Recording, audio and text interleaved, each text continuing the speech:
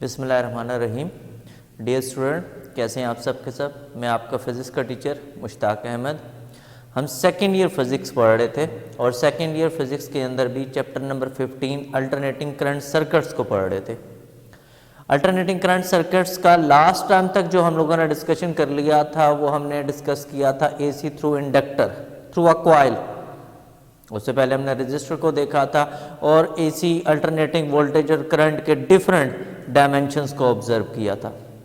अब हम लोग क्या करते हैं, अब हम बेसिकली इस नेक्स्ट इंस्ट्रूमेंट पर चलते हैं कि जो हमें तमाम इलेक्ट्रॉनिक डिवाइसेस, पंखा है, एसी है, कोई भी इलेक्ट्रॉनिक इंस्ट्रूमेंट है जिसमें हमें वो दिखता है, कैपेसिटर। आज कैपेसिटर का बिहेवियर पढ़ने की कोशिश करेंगे कि जब अल्टरनेटिंग वोल्टेज या अल्टरनेटिंग करंट एक कैपेसिटर के अंदर से फ्लो होता है तो कैपेसिटर किस किस्म का बिहेवियर शो करता है, उसको देखने की बात करेंगे। और साथ में इस चीज़ को भी ऑब्जर्व करेंगे कि कैपेसिटर्स के अंदर हम लोग अल्टरनेटिंग वोल्टेज और करंट के अंदर किस तरह से इस कंसेप्ट को सीखेंगे कि क्या आया कि यहाँ पर भी लैग और लीड का कंसेप्ट एग्जिस्ट करता है, क्या वोल्टेज और करंट में फेज डिफरेंस एग्जिस्ट करता है इन केस ऑफ कैपेसिटर या नहीं। और इसी तरह से इन पावर फैक्टर को भी देखेंगे, इन तमाम चीज़ों को। हमारे पास है एसी थ्रू कैपेसिटर।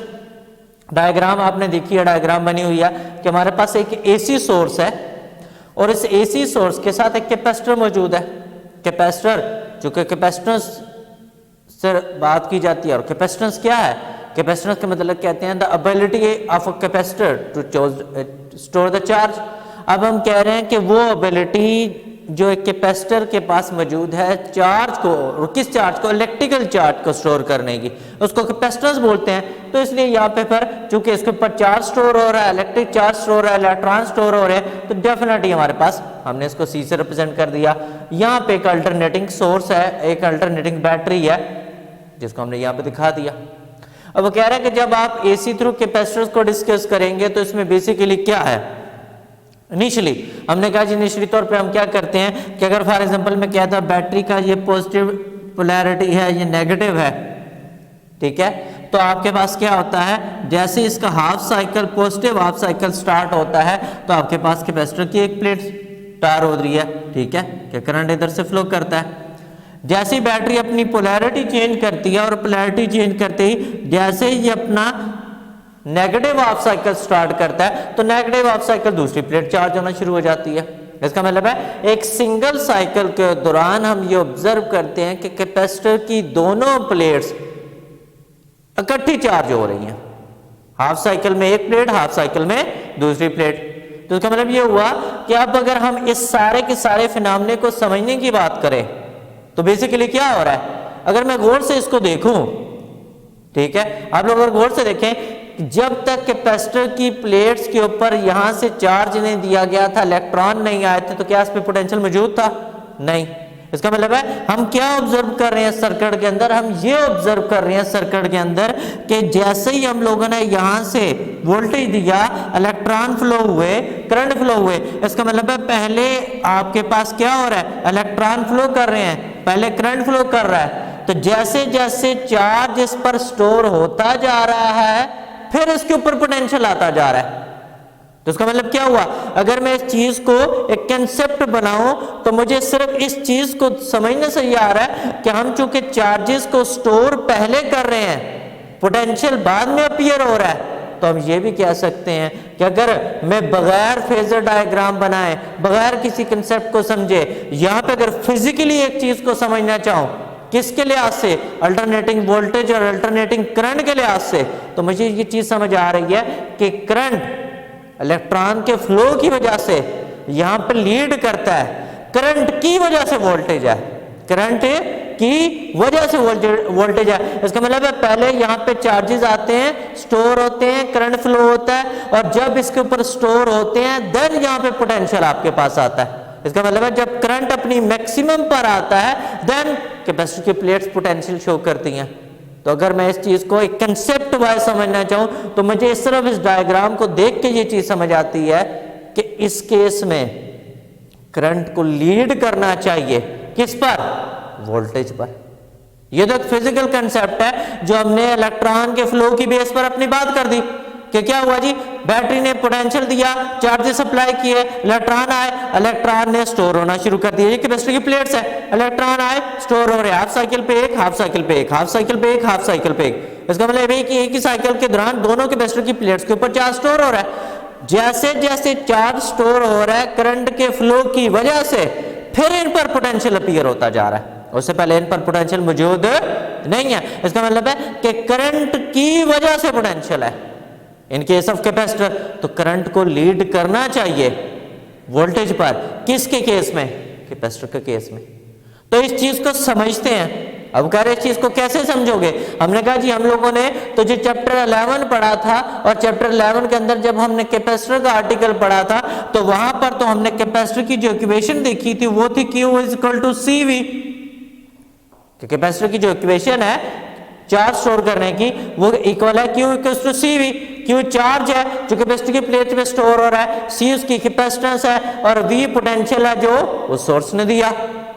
अब प्रेजेंट केस में V क्या है, V तो हमारे पास एक AC बैटरी है, AC बैटरी का दिया हुआ पोटेंशियल है। सो AC बैटरी का दिया हुआ पोटेंशियल क्या होता है वो तो हम लोग ऑलरेडी पढ़ चुके हैं कि V इक्वल होता है Vm sin ओमेगा टी। क्या आपके पास बेसिकली V क्या है, V equal to Vm sin omega t है। सो मैं क्या करता हूं, मैं V की जगह इसकी वैल्यू को रिप्लेस कर देता हूं, पुट करता हूं। जैसे मैं वैल्यू यहां पे पुट करता हूं तो आ जाता है C Vm sin omega T. लेकिन ये तो चार्ज आ रहा है, हमें क्या चाहिए, हमने तो अभी कहा कि करंट लीड करता है किस पर, वोल्टेज पर। तो हमें तो इसका मतलब है करंट चाहिए। तो कह रहे जब हमें करंट चाहिए तो करंट कैसे निकालोगे, हमने इसी बुक में सेकेंड ईयर की फिजिक्स की बुक में चैप्टर 12 के स्टार्ट में जो पहला आर्टिकल पढ़ा था इलेक्ट्रिक करंट का, डेफिनेशन क्या पढ़ी थी करंट की, amount of charge passing through a conductor in unit time, कि एक यूनिट टाइम में एक चार्ज का जो स्टोर होना है, चार्जेस का जो स्टोर है ना किस पर, एक कंडक्टर पे, वो करंट कहलाता है। इसका मतलब है इस चार्ज की मदद से मैं करंट तक पहुंच सकता हूं।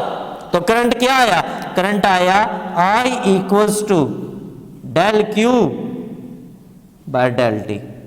कि करंट आपके पास आ रहा है rate of change of current with respect to unit time. So मैं क्या आता हूं, ये मेरी इक्वेशन है, इस इक्वेशन के अंदर मैं ये वैल्यू रिप्लेस कर देता हूं और वैल्यू रिप्लेस करके देखता हूं कि क्या मैं मैथमेटिकली कुछ अचीव कर सकता हूं। देखते हैं जी, वैल्यू पुट करते हैं बच्चों। I आपके पास आ रहा है del by del T, Q की जगह उसकी वैल्यू रिप्लेस कर दूंगा बच्चों, और वो वैल्यू आपके पास लिखी हुई है C Vm sin omega T. क्या हमने ये वैल्यू पुट कर दी, इसका मतलब अब डेरिवेटिव लेना है। अब डेरिवेटिव किसके लिहाज से है, विद रिस्पेक्ट टू टाइम। जरा गौर से देखिए इस वोल्टेज की इक्वेशन को, C कैपेसिटेंस कांस्टेंट है, इससे कोई लेना देना नहीं, time voltage Vm, sinusoidal function sine जो है वो t पर डिपेंडेंट है। सो टाइम के लिहाज से साइन को तो ऑपरेट करेंगे, पर C और Vm ये दोनों एज अ कांस्टेंट ट्रीट होंगे और इसको अलग कर लेंगे। तो आई यहां से आ जाएगा बच्चों del by del T sine omega T, ये चीज, और C Vm को हमने अलग कर लिया, डेरिवेटिव पर आता ही नहीं है। सो अब डेरिवेटिव लेते हैं बच्चों। जैसे मैं इसका डेरिवेटिव लेता हूं, जरा गौर से देखिए, साइन का डेरिवेटिव लिया, जैसे साइन का डेरिवेटिव लिया वो आपके पास आ गया क्या, कॉस ओमेगा टी। लेकिन क्या आगे ओमेगा टी है, थीटा है, वो किस पर डिपेंड कर रहा है, टाइम पर। So del by del t into omega t, और C Vm उसी तरह से लिखा हुआ है। नेक्स्ट चलते हैं, अब देख रहे हैं ये तो उसी तरह है, पर टाइम के लिहाज से ओमेगा डिपेंडेंट नहीं है, सो बाहर आ जाता है। और जैसे ये बाहर आता है बच्चों तो गौर से देखो, I equals to omega cos omega t del t by del t, और साथ में C Vm लिखा हुआ है। कैंसल। तो मेरे पास यहां से क्या आ रहा है, मेरे पास जरा गौर से देखो बच्चों, तो मेरे पास यहां से आ रहा है C V M omega cos omega T. लेकिन हमने तो ये कहा था कि जो हमारे पास अल्टरनेटिंग वोल्टेज और करंट की बेसिक इक्वेशंस हैं जो एसी जनरेटर्स ने हमें दी थी, वो था V equals to V M sine omega t, I equal to I M sine omega t. इसका मतलब ये हुआ कि मुझे तो साइन की फॉर्म में स्टैंडर्ड इक्वेशन है, यहाँ पे देखिए कॉस की फॉर्म में आंसर आ रहा है, लेकिन जो स्टैंडर्ड इक्वेशन है करंट की वो तो साइन की फॉर्म में होती है। तो हम लिखते हैं बट इन जनरल, कि जब हम जनरल की बात करते हैं, जनरल केस की बात करते हैं, तो आई किसके इक्वल है, आई इक्वल है आई एम साइन ओमेगा टी। ये मेरे पास जनरल फार्मूला है किसका, करंट का। ये कब आया था, ये तब आया था जब हम लोगों ने बात की थी एसी जनरेटर की, डायनेमो की, ठीक है। तो ये बेसिकली वो इक्वेशन है जो हमें कहां से पता लगी, एसी जनरेटर से। तो जब हमें ये इक्वेशन एसी जनरेटर से पता लगी, तो अब हम क्या करते हैं, इस अपनी प्रेजेंट इक्वेशन के लिहाज से, इस अपनी प्रेजेंट इक्वेशन के लिहाज से हम क्या करते हैं, इस कॉज को चेंज करते हैं, नंबर एक। नंबर दो, जरा गौर से देखिए, I equals to I M है, I equals to I M है। यहाँ पे देखिए आई एम की जगह क्या लिखा हुआ है, C V M into omega. इसका मतलब है मैं दोनों की दोनों इक्वेशंस को यहाँ पे कंपेयर करूंगा और कंपेयर करके सॉर्ट आउट करूंगा। सबसे पहले स्टेप में मैं क्या करता हूं, ये जो मेरे पास फंक्शन आ रहा है इस कॉज वाले को मैं साइन में लिखता हूं। और लास्ट लेक्चर अगर आप सबको याद हो, एसी थ्रू इंडक्टर, हमने क्या किया था कि जब हमारा आंसर कॉज में आया था तो हमने उसको साइन में कन्वर्ट किया था, किसकी मदद से, double angle formula sign alpha plus beta से। आज उसी तरह से, इसका मतलब आज उस फार्मूले को दोबारा एक्सप्लेन करने की जरूरत नहीं है। तो देखते हैं, तो हमारे पास वो फार्मूला क्या, sine alpha plus beta, sine alpha cos beta plus cos alpha sine beta. So जरा गौर से देखिए, हम उसी पर चलते हैं। आज हमारे पास क्या हो रहा है, इधर कॉस ओमेगा टी आ रहा है, आज हमारे पास क्या है, कॉस ओमेगा टी है। सो देखिएगा अब हम उसी चीज की तरफ जाएंगे, उन्हीं चीज़ों को फाइंड आउट करने की कोशिश करेंगे।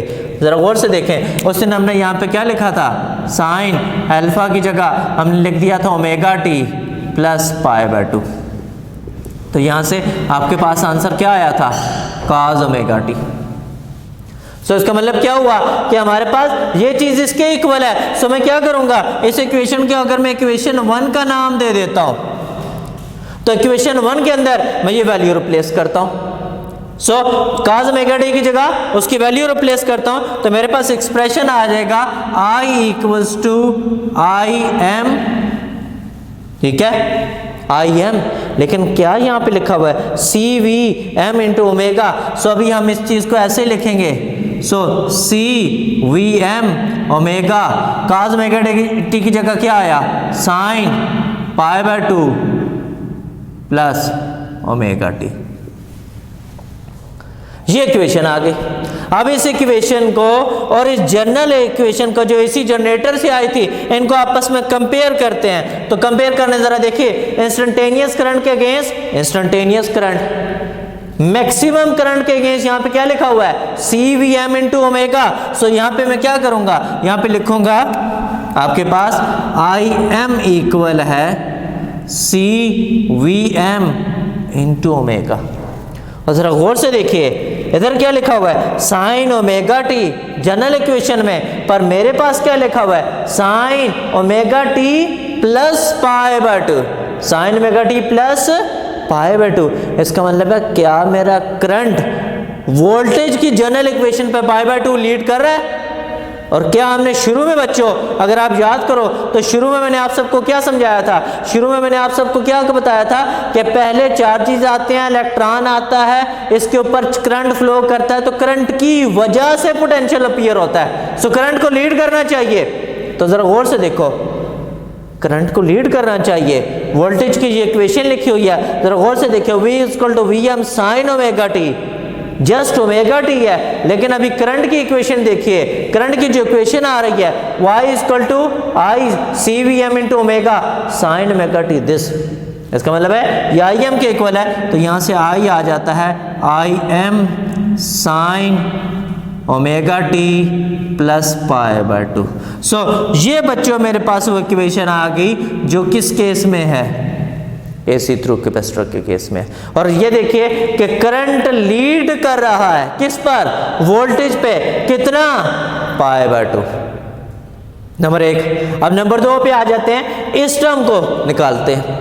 इस टर्म को क्यों निकालते हैं, इस टर्म को इसलिए निकालते हैं, ठीक है, आगे कैलकुलेशन करने के लिए, ठीक है, कैपेसिटिव रिएक्टेंस निकालने के लिए, उसको भी देखते हैं। पहले जरा लीड और लैग को देख लें और डायग्राम वाइज, इसका मतलब है अगर मैं यहाँ पे डायग्राम बनाता हूं तो जरा बच्चों गौर से देखिएगा, यहां से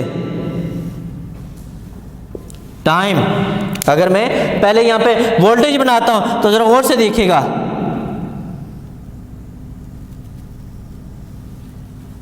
ये वोल्टेज है मेरे पास, ठीक है, इसको मैं यहां पे रिप्रेजेंट कर देता हूं, ये वोल्टेज क्या है। अब देखो करंट कितना लीड कर रहा है, पाई बाय 2, इसका मतलब है जब ये 0 से रेफरेंस पॉइंट से स्टार्ट हुआ उस वक्त करंट को कहां पे होना चाहिए, करंट को मैक्सिमम पर होना चाहिए। सो करंट को जरा गौर से देखिएगा, यहां से स्टार्ट करना चाहिए, ठीक है। सो मैं इसको इस तरीके से कर लेता हूं ताकि आप लोगों को समझ आ सके।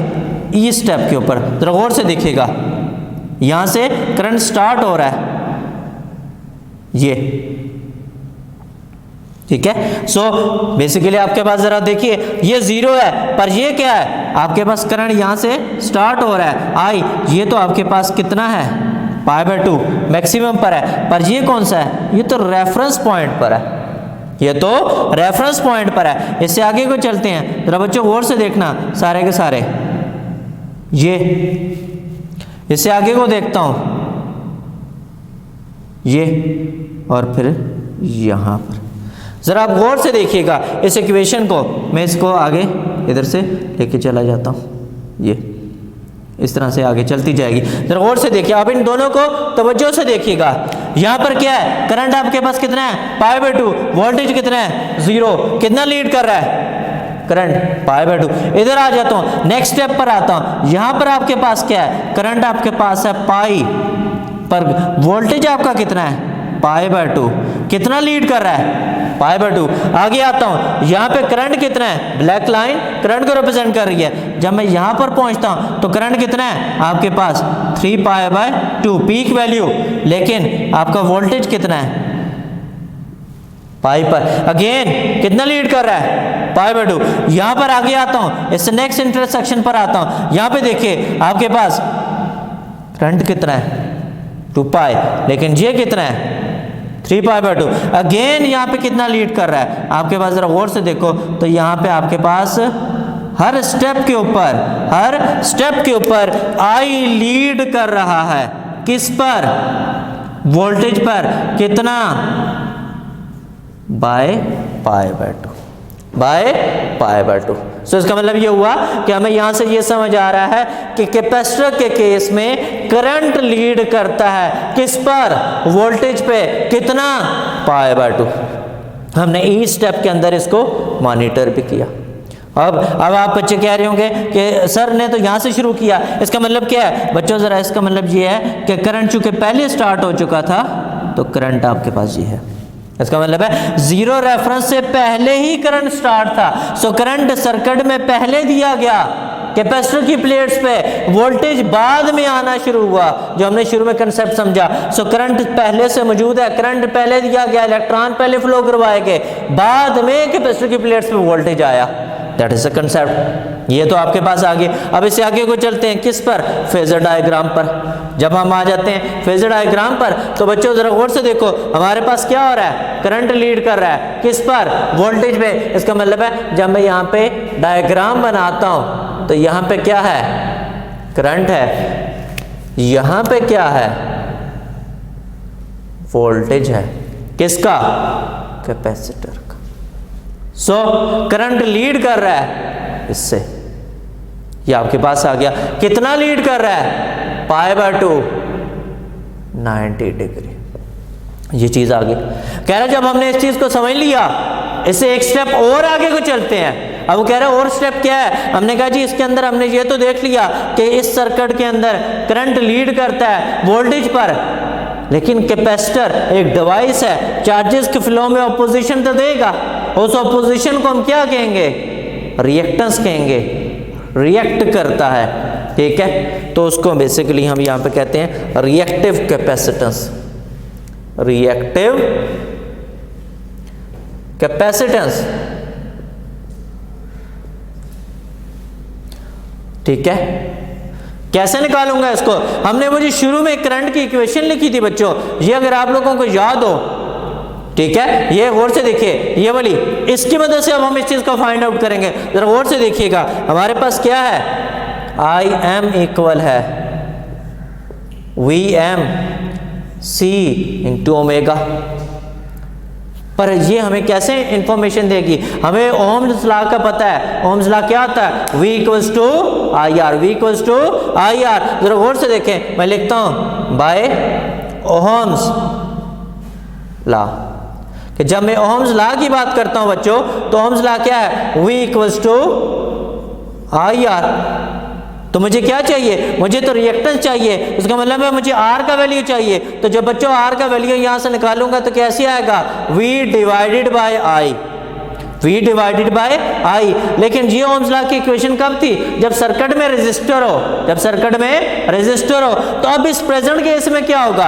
अब इस प्रेजेंट केस में जरा गौर से देखिए, Vm इधर लिखा हुआ है, Im इधर है, इसको डिवाइड करते हैं। जरा वैल्यू देखिएगा, फ्रॉम अबव इक्वेशन, कि जब मैं अबव इक्वेशन की बात करता हूं बच्चों, तो जरा गौर से देखें मेरे बच्चे सारे के सारे, क्या हो रहा है? मैं यहां से Vm डिवाइडेड बाय Im, क्या Im को इधर मल्टीप्लाई कर दिया, क्योंकि मैं ये बनाना चाह रहा हूं। लेकिन फिर C ओमेगा क्या होगा? डिवाइड हो जाएगा, किससे? 1 डिवाइडेड बाय ओमेगा सी। सो 1 से डिवाइड हो गया, इसका मतलब है 1 ओवर ओमेगा सी। ये किसके इक्वल आ रहा है? आर के। लेकिन ये कब था? जब रेजिस्टर था। अब प्रेजेंट केस में क्या है? कैपेसिटर। कैपेसिटर की रिएक्टेंस को हम किससे रिप्रेजेंट करेंगे? X C, X for the reactance, C for the capacitor. इसका मतलब है रिएक्टिव कैपेसिटर, के कैपेसिटर ने सर्किट के अंदर फ्लो के दौरान जो अपोजिशन ऑफर की। इसका मतलब रिएक्टिव कैपेसिटेंस क्या है? The opposition offered by a capacitor during the flow of alternating voltage and current, कि वो अपोजिशन जो एक कैपेसिटर ऑफर करता है, कब? सर्किट के दौरान जब चार्जेस फ्लो करते हैं, तो उसकी बात कर रहा है। तो इसका मतलब 1 और ओमेगा सी की जगह हमने लिख दिया एक्स सी, ये आ गया Vm ओवर Im। इसका मतलब है कि एक्स सी किसके इक्वल है बच्चों? मैं एक्स सी की वैल्यू निकालने में कामयाब हो गया, 1 ओवर ओमेगा सी। और ओमेगा किसके इक्वल होता है? हम लोगों ने पढ़ रखा है, ओमेगा इक्वल होता है 2 पाई एफ के। सो जरा गौर से देखिएगा, एक्स सी किसके इक्वल आ रहा है? 2 पाई एफ इंटू सी। ये दोनों रिलेशंस हम लोग यूज करते हैं, ये दोनों रिलेशन हम लोग यूज करते हैं। अब वो कह रहे हैं जब ये दोनों के दोनों रिलेशन यूज करते हैं, आप ये कह रहे हैं, इसका मतलब है कि कैपेसिटर अल्टरनेटिंग करंट को लीड करवाता है। इसका मतलब है कि सर्किट के अंदर फ्रूटफुल है। अगर ये फ्रूटफुल है तो उसको डिस्कस करते हैं। एसीओ और डीसी के केस में जरा गौर से देखिएगा कि हम कह रहे हैं कैपेसिटर क्या करता है? अल्टरनेटिंग को फ्लो होने देता है, पर डायरेक्ट को अपोज कर देता है, रोक देता है, उनके फ्लो को रोक देता है। कहता है कैसे? जरा देखिएगा, इधर देखिएगा, इन एसी सर्किट्स। बच्चों एक बात तो बताओ, फ्रीक्वेंसी किन केस में ज्यादा होती है? अल्टरनेटिंग में या डायरेक्ट में?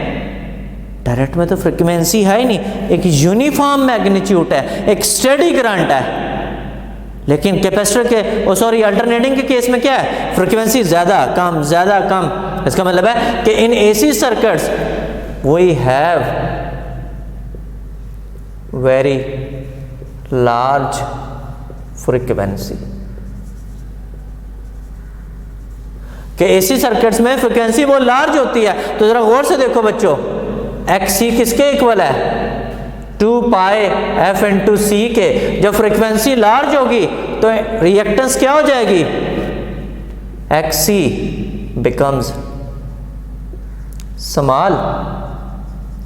XC से तो स्मॉल हो जाएगी, XC तो स्मॉल हो जाएगी। जब XC आपके पास स्मॉल हो जाएगी तो अब क्या होगा? करंट क्या होता है? V equal to IR। उसका मतलब है V किसके इक्वल है? I इंटू XC के। अगर मैं बच्चों यहाँ से I का वैल्यू निकालता हूँ तो वो क्या आ जाएगा? V over XC।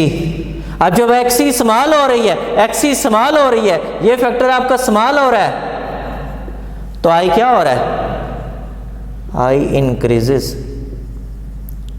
तो आपका I इंक्रीज हो रहा है, तो आपका I इंक्रीज हो रहा है। इसका मतलब है ये आ गया। यहाँ तक इसका मतलब है कि हमारे पास कैपेसिटर्स के केस में करंट क्यों लीड करता है। ये लास्ट पर आ जाते हैं, powers in AC circuits in capacitor, कि जब हम कैपेसिटर की बात कर रहे हैं और कैपेसिटर के अंदर पावर की बात कर रहे हैं, ये बिल्कुल बच्चों एग्जैक्टली वैसा ही है जो हमने प्रीवियस केस में इंडक्टर के केस में डिस्कस किया था। जरा और से देखिएगा, करंट यहां से स्टार्ट हो रहा है, वोल्टेज यहां से स्टार्ट हो रहा है, ठीक है। ये आपके पास क्या है? ये वोल्टेज है। ये आपके पास क्या है? ये करंट है, ठीक है। हमें नजर आ रहा है कि करंट लीड कर रहा है किस पर? वोल्टेज पर। तो जरा गौर से देखो, मैं जब इस के केस में पावर को डिस्कस करूंगा तो जरा गौर से देखते जाइएगा, यहाँ पर इस सारे के सारे को, इस सारे फिनोमेना को, ठीक है। तो आपके पास क्या होता जाएगा? पावर क्या है? P equal to V into I। V क्या है? हमने लिखा VM sine omega t। I क्या है? I m cos omega t in case of capacitor. तो यहां से क्या आया? VM IM sine omega t cos omega t। बच्चों ये तो दोनों एक दूसरे के एंटी हैं, ये तो दोनों एक दूसरे के एंटी हैं। इसका मतलब ये क्या हुआ? इसका मतलब ये हुआ कि आपके पास क्या हो रहा है कि यहां से पावर क्या आएगा? जीरो। पावर क्या आएगा? जीरो। कि हम ये देखते हैं कि एक केस में हम यहाँ पे दोनों पॉजिटिव हैं तो पावर पॉजिटिव, फिर नेगेटिव, फिर दोनों नेगेटिव हैं तो ये पॉजिटिव, फिर इसका मतलब ये हुआ कि हम ये देख रहे हैं पावर के केस में जितना कैपेसिटर के केस में एनर्जी दी गई, कैपेसिटर ने उतनी वापस कर दी। इसका मतलब है ओवरऑल पावर केस क्या आ रहा है? जीरो। तो ये था बेटा आपका AC थ्रू कैपेसिटर का आर्टिकल। उम्मीद है आपको समझ आया होगा, ठीक है। नेक्स्ट लेक्चर तक के लिए अल्लाह हाफिज़।